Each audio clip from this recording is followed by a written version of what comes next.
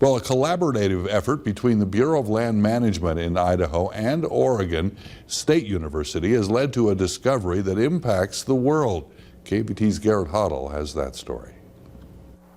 Artifacts discovered at the Cooper's Ferry dig site in western Idaho on public land may be the earliest evidence yet of humans here in Americas. It's a discovery that not only affects what we've read in history books or science books or even our understanding of Idaho as a whole, but it impacts our understanding of the human race. When I opened my screen to look at the results, I was just kind of numb, basically. David Sisson is an archaeologist at the Bureau of Land Management Cottonwood office. He's done work at the Cooper's Ferry dig site since the late 1990s. What we found in this little feature where the bones and this fragment of a horse tooth is someone had butchered a horse, and it's at the same layer as a 14,000-year-old date.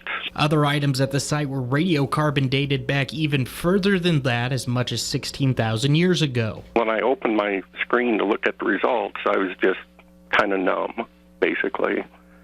I just stared at it, and I couldn't really believe we had dates of over 14,000 years old. It's a revelation that changes our understanding of when and where initial human migration to the Americas began. The well-known Clovis theory suggests settlers crossed over a land bridge from Siberia and then went down through an opening in an ice sheet believed to have opened up about 15,000 years ago. Items at Cooper's Ferry indicate people were here before that.